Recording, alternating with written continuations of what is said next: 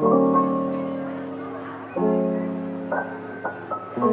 there, boys and girls. Welcome to your first reading lesson of this week. Before we start talking about what we're going to do this week, I have a question for you. Do you like food?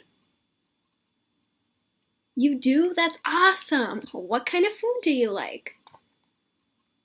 Some of you may be wondering, Missy, why are you asking me if I like food? What does this have to do with our reading lesson? Well, today we're going to start our second book in our Frankly Franny book series. And the book is called Frankly Franny, Check Please. Now, the reason I asked you this question is I noticed on the front page that Franny looks like a waiter, like I would see at a restaurant. She has some sort of food in here. It kind of looks like bread to me. And she has a water pitcher just like waiters do at a restaurant. So it made me think of food. That's why I asked you about what kind of food you like. Before we begin this book, I always like to read the back of the book first because it gives me a little insight of what I'm going to be reading about. So I'm going to read the back of the book to you guys. Franny and her family are off to a new French restaurant. The timing is perfect now that she's decided to become a food critic. But once she gets there, all she can do is wonder. If the restaurant is as fancy as it's supposed to be, then why in the world are they serving snails? So if we think back to our last book we read, what kind of job did Franny want?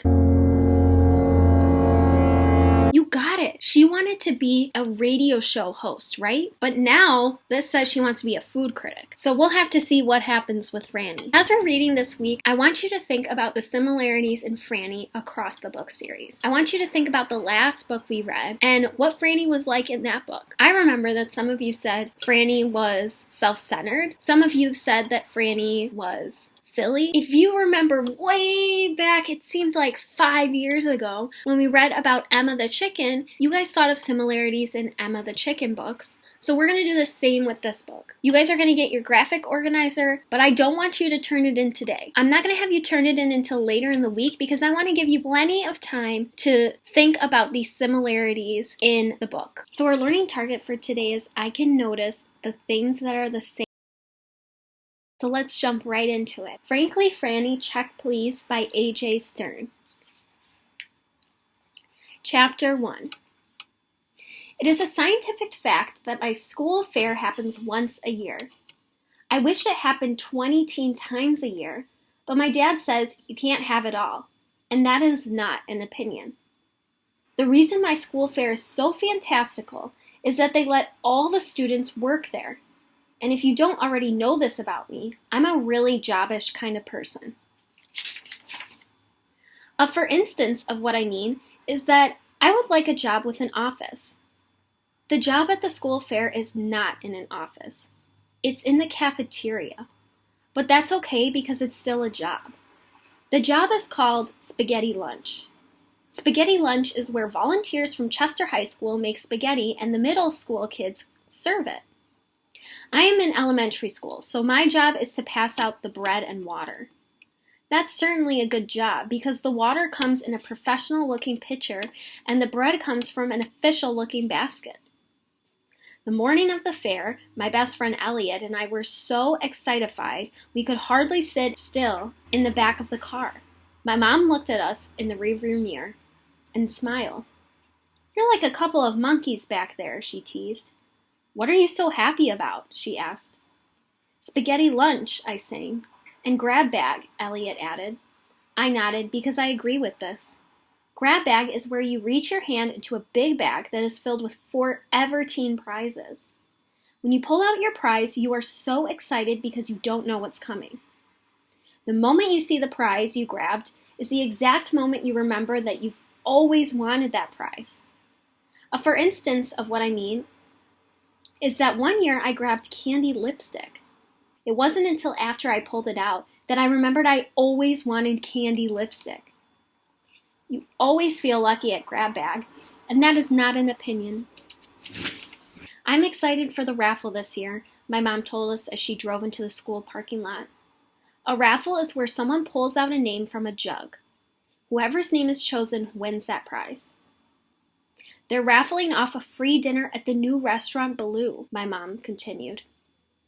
Elliot and I were not so interested in this prize.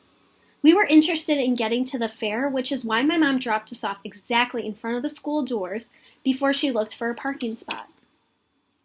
I hope they don't close the raffle before I get there, she said as Elliot and I jumped out of the car. Then my mom leaned over towards the passenger side window and called after me. Now behave yourself, Mrs. Miller, she said, making one eyebrow go up a step. I will, I yelled as Elliot and I ran up the school stairs and pulled open the front doors. We were so overwhelmified by what we saw, our faces almost fell off our heads. There were tables set up with lemonade and face paint and books and games and prizes and a forever team amount of things to do. I wanted to do all of them at the exact same time. Last call for the raffle, my sort of friend Millicent's mom called out.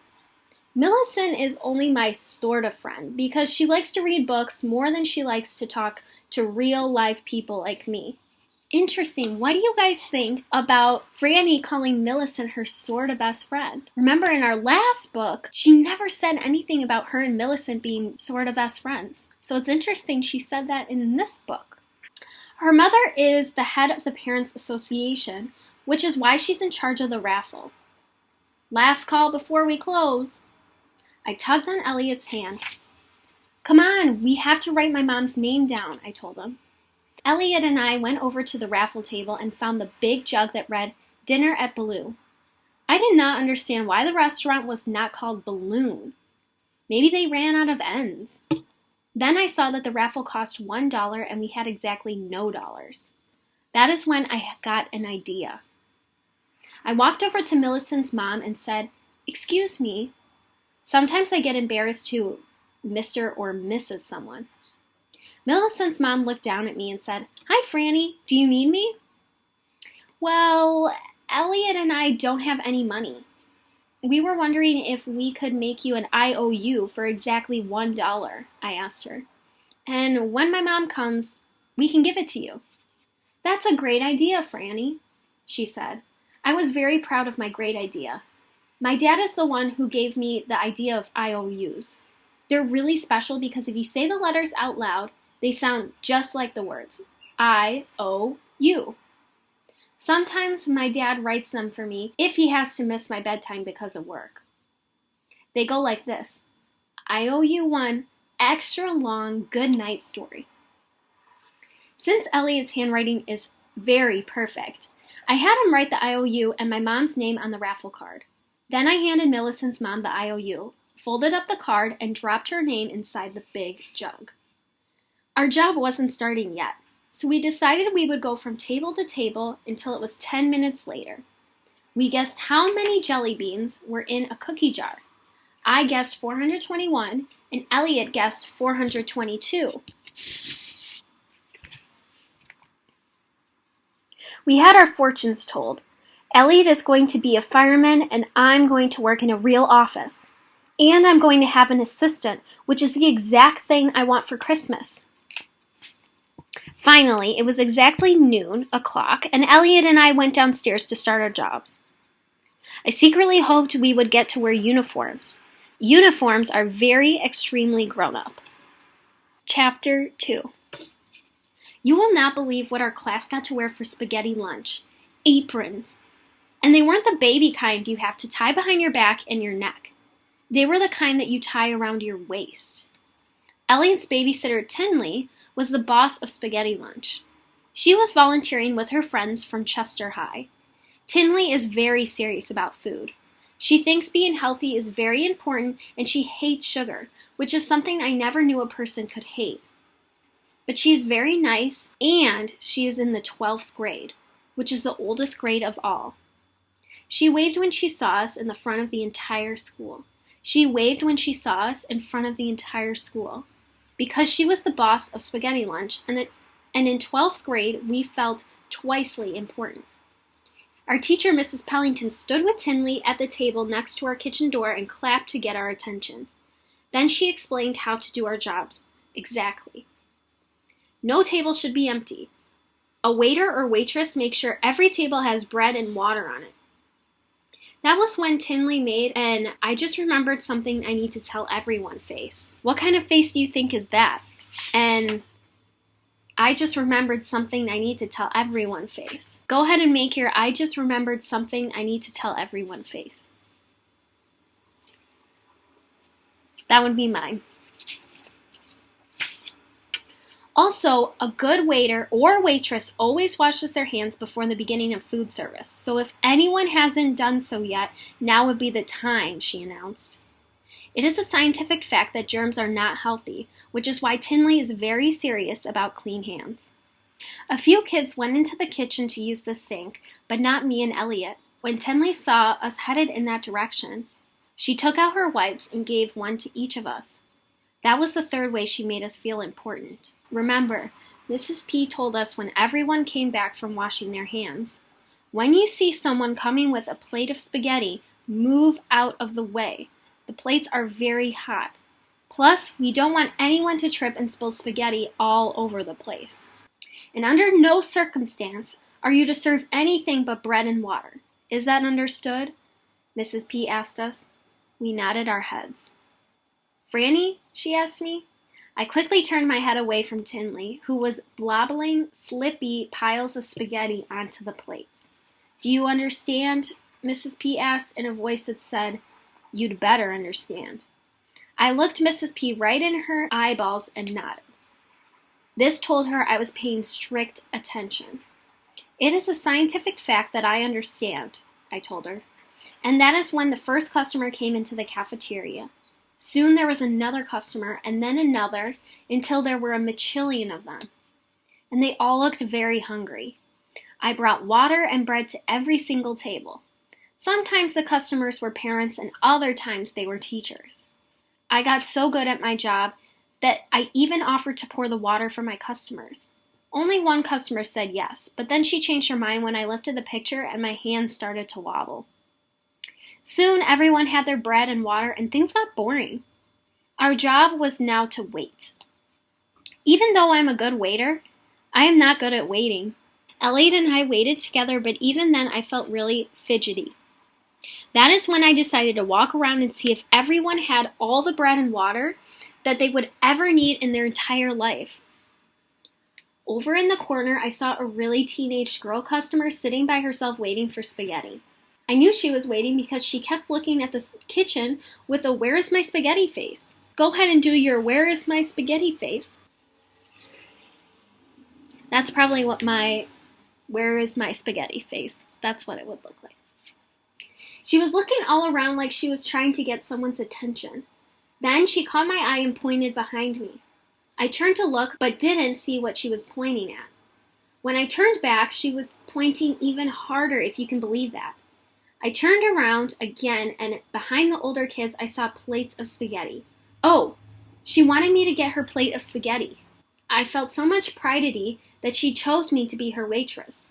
I walked over to the counter where all the plates of spaghetti were sitting, and I saw the exact perfect one. The plate was almost overflowing with spaghetti, and the steam was floating off the top. For a hungry customer, this is certainly the best choice. I walked right up to it, and because I'm really smart about when to use one hand or two, I picked the plate up with both hands. It was only when I turned around and took some steps towards the teenage girl that I noticed a really bad feeling on my hands. In less than a centimeter of a second later, I realized what the bad feeling was. The plate was boiling its head off hot. I was too shockified to move, but I had to do something with the plate. Mrs. P was rushing over to me, and right behind her I saw my mom. I didn't know how she ended up in exactly the part of the cafeteria where I was doing a bad thing. I hadn't even seen her come into school when she was finished parking the car. Before I knew what in the whole wide world of America was happening, the very hot plate flung out of my hands. Then, like it was in slow motion, I watched the tomato sauce spaghetti fly across the air and plop in a splat all over Mrs. P's nice white shoes and the bottom of her white pants. Boys and girls, we are going to stop there. She did it again. She made a mistake. What did she do? She spilled spaghetti, but she spilled spaghetti on Mrs. Pellington's white shoes. Ugh. Now, boys and girls, I want you to think about what's going to happen next. I'm not going to make you fill out anything where you have to write down your prediction, But I have confidence that you guys are thinking about what's going to happen next. And then when we continue reading tomorrow, you can see if your prediction was right. In the plan for this week, I have a graphic organizer of similarities between Franny in our last Frankly Franny book and this Frankly Franny book. And I just want you to start jotting down some ideas. I don't want you to turn it in today, but I am going to have you turn it in later this week, like I said earlier, because I do want to see what you guys are thinking, what kinds of ideas you guys are coming up. But go ahead and get started on thinking about those similarities, and we'll continue reading Frankly Franny, Check Please, tomorrow. Have a wonderful day. Stay safe and healthy. Bye, guys.